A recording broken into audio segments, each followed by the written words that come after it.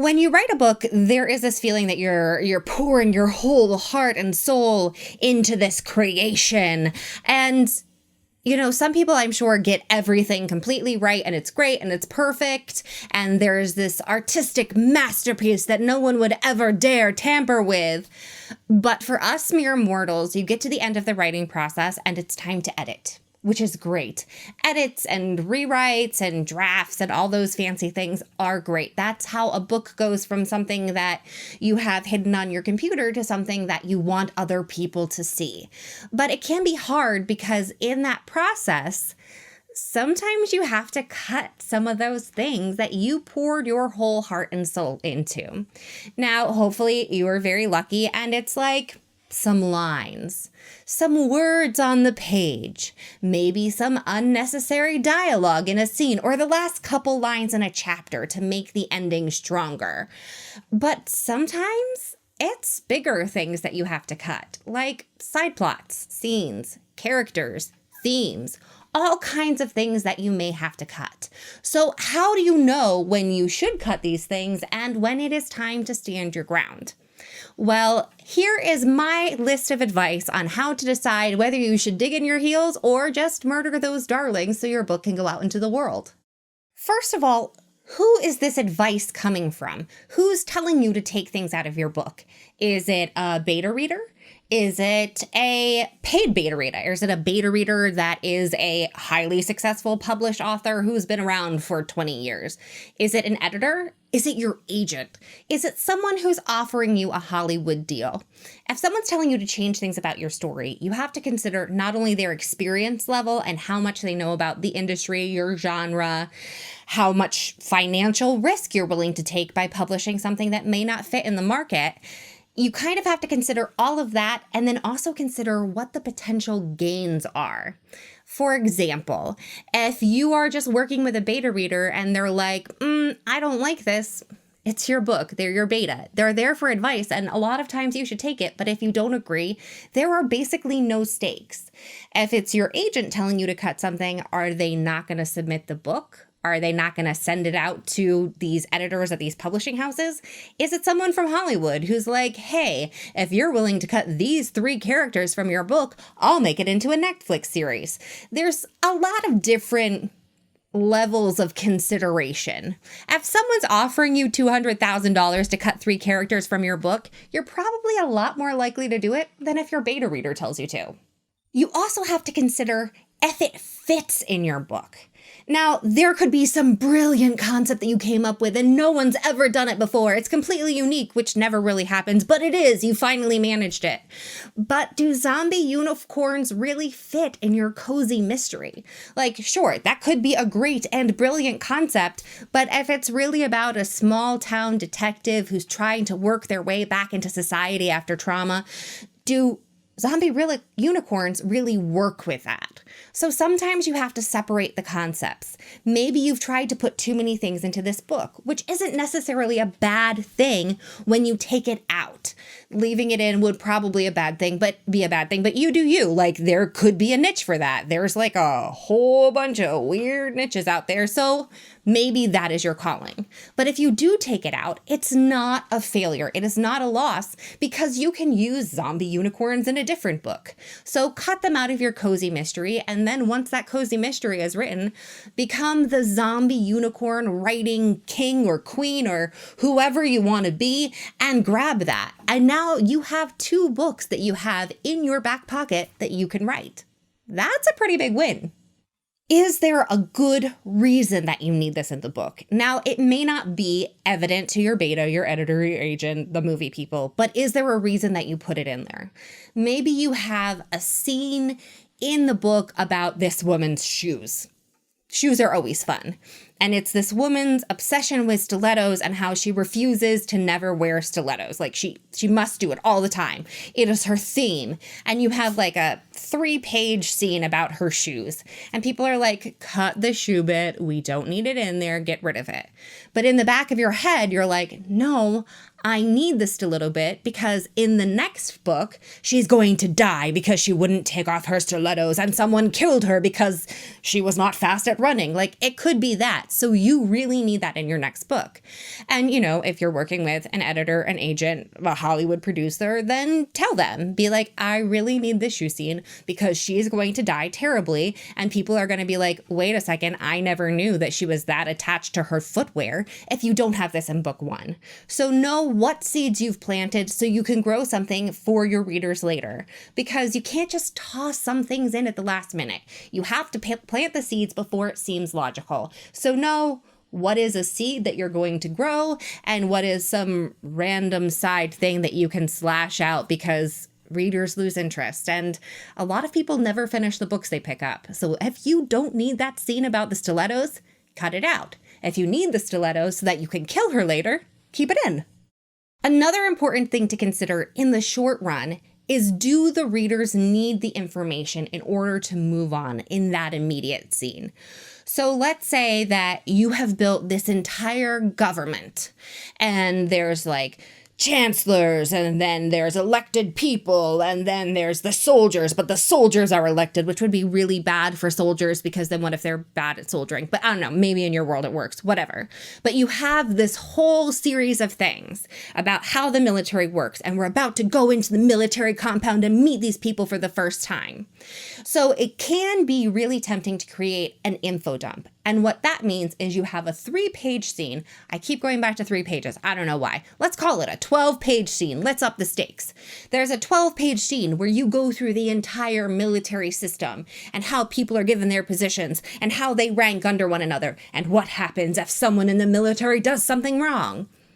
Yeah, that's great that you have that whole system, but do they need to know all that information right now? You could, instead of having a 12-page scene about the entire system, let's say that they do elect soldiers, which again, would probably be a really bad idea, but someone on the way into the complex is like, yes, and he won the election and he is a terrible soldier and we may all die. That's really all you need in that moment. So sometimes when people are telling you to cut out information, it's not that they want to cut it out of their world. It's just that you don't need it all right there. So you can say, oh yes, elected soldier, bad. And then when you meet the elected soldier, be like, yes, but he wants to be the chancellor because once you've been an elected soldier, the head one is the chancellor. And then you move on and they're like, don't do that bad thing. If you, soldier, do that bad thing, you will have grave punishment. And you can spread it out throughout the book.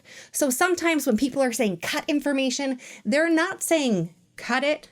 They're saying redistribute it, because if you give it all to me right now, first of all, it's a boring info dump and nobody likes that. But second of all, if I don't need that information right now, I'm probably not going to remember it in 200 pages when it becomes important. So sometimes redistribution is all you need. Another thing to consider, which is very hard when you're on like the bad end of that one, is, are you being accidentally offensive? Have you put something into your book that is hurtful to a certain section of our general world community? Now, hopefully, if this happens, it's by accident. You didn't mean to use a word, a phrase, a concept that is damaging to a certain section of our world community. And it can be hard to keep up with it. The world is changing. The world's evolving. If you're talking about people of color or the LGBTQ plus community, the terms that people want to be called and what is offensive, they do evolve over time. So if you read some books that were written by very enlightened and, community-oriented people 15 years ago, you read it now and you're like, oh, you should not be using that word. That is horrible, because things have changed. So if someone comes to you and they say, hey, this is super offensive, don't take it out right away. Honestly, do some research. You can do research online. You can go to other members of that community and say, hey, did I do something wrong here? For instance, there was recently a whole kerfuffle where there was one reader who told fantasy authors that they could no longer have fairies in their book because having fairies in their books was offensive to the LGBT plus community. And I'm not talking like anything like LGBT oriented, like actual magical wings, wands, Tinkerbell, that kind of thing, fairies. And after talking to members of the community and doing research, that author figured out that no, that's not actually offensive. There was just one person who was unhappy with that. And it sucks that that person was unhappy with it, but it's not actually an offensive thing. It's probably personal trauma. She probably was called bad, nasty things. And so to her, that word hurts. And that's awful, but it can't change the entire fantasy genre. So don't automatically just go through with a red pen and be like, I did bad things. I did bad things. Do a little bit of research. But if you do figure out that you have actually offended members of some community, members of your own community, perhaps, then don't be a dick. Take it out of your book. It's not that hard. Just take whatever word, phrase, take it out of your book, because that is the way to start moving forward and making sure that we are a more inclusive and responsible profession as authors. So just cut it out, edit, republish. It's not that hard. And, you know, if you really piss people off, just say, I'm sorry. I was trying to be an ally and I got it wrong. Make a nice tweet. Say you're genuinely sorry. Do better in the future. But don't be a dick. Take it out. And finally, most importantly, aside from don't be a dick, because rule number one in life is don't be a dick, you'll get pretty far, is what I like to call the Aragon conundrum. So let's say you've written this epic coming of age adventure. It's all about learning and growing and discovering who you are while you're doing harrowing things. And then someone offers you a contract for a Hollywood movie. They are going to make your coming of age book into this feature film and cut out all the coming of age aspects. There's literally going to be a flash of light in the sky, and then it's going to be all grown up time. Let's go on an adventure. So it's not really your book anymore. Also, it makes no sense. Also, it's bad. So what do you really need for the heart of your story, for the core? What message are you trying to give? What are those little tiny bits at the center of it all that without it, you're like, this is not my book anymore? Is it the romance? Is it the bond between the heroes? Is it the struggle to survive? What is that one little core piece that without it, everything else falls apart? Is it that your hero's learning? Is it that they are becoming a hero out of their villainous past? What is it? What is that one centerpiece, the keystone of it all, that if you don't have it, audience members sit in the movie theater and go, oh no, oh no, oh no, no. So don't do that. Don't let agents, editors, beta readers, your mother try and pull that keystone out of your story, because once it's gone, the whole thing is going to fall apart, tragically.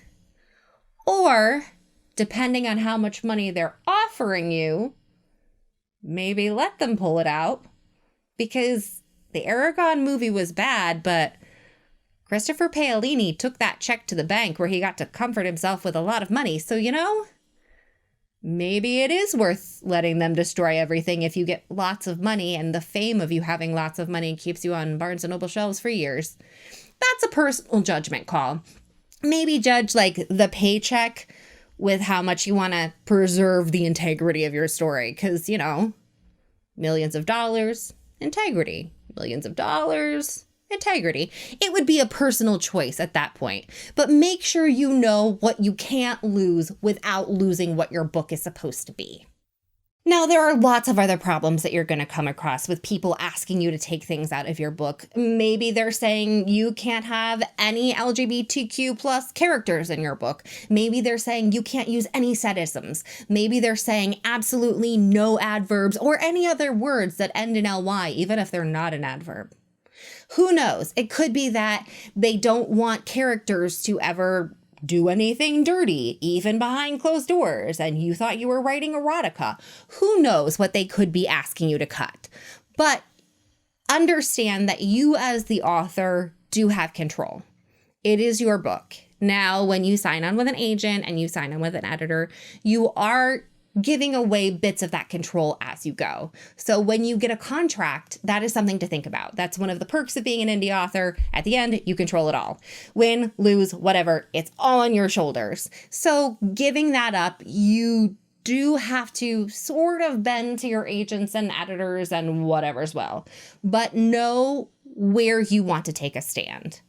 If they say that no girls can wear pink in the whole book, doesn't matter. Can you cut the pink? If they say that girls are never allowed to be in a powerful position, then probably walk away and like tweet about it and make sure that no one ever works with them ever again. But you have to know where the lines are drawn. So consider that. And understand that writing a story is such a powerful thing, and that you have power in your characters, you have power in the world that you have created, and it is a great and mighty treasure. And when someone asks you to gift them a little bit of that treasure, you are not begging them to take it from you. They are kindly requesting, and you can choose to grant the request or not at your own will, because you are in charge and you are the artist, and artists are powerful. Until next time, may we all have a placid and uneventful week. Yep. I'll see y'all next time.